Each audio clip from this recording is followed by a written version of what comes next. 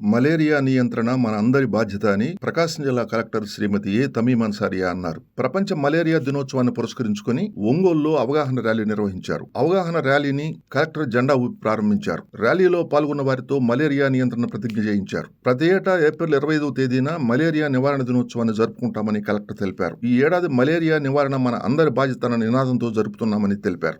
Malaria వ్యాధి గురించి ప్రజలకు అవగాహన కల్పించే లక్ష్యంతో ఈ ర్యాలీ నిర్వహిస్తున్నామని చెప్పారు. మలేరియా వ్యాధి నిర్ధారణ, సకాలంలో చికిత్స వంటి వాటితో నియంత్రించవచ్చని పేర్కొన్నారు. జిల్లాలోని అన్ని ప్రాథమిక ఆరోగ్య కేంద్రాల్లో మలేరియా నిర్ధారణ సౌకర్యాలు, చికిత్సకు అవసరమైన ఏర్పాట్లు ఉన్నాయని ప్రకాశం జిల్లా కలెక్టర్ శ్రీమతి ఏ తమీమ్ అన్సారియా తెలియజేశారు.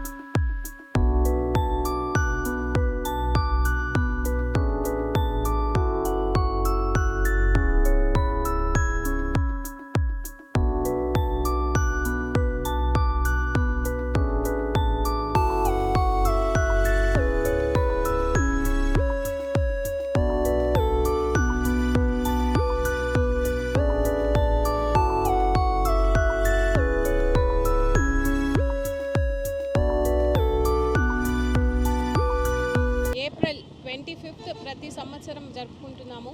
ఆ క్రమంలో ఈ సంవత్సరం మలేరియా అంతం మనలోనే అనే థీమ్తో ప్రపంచ మలేరియా దినోత్సవం ఈరోజు జరుపుకుంటున్నాము.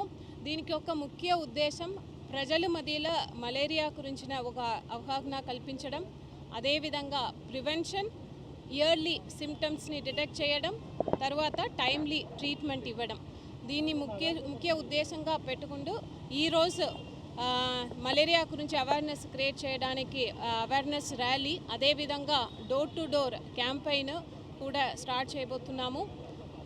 ప్రజలకు ఏదైనా మలేరియా రిలేటెడ్ సిమ్టమ్స్ వచ్చిన వెంటనే పక్కన ఉన్న పిహెచ్సికి వారు వెళ్ళి వారు ఇమీడియట్గా ట్రీట్మెంట్ చేసుకోవాలి.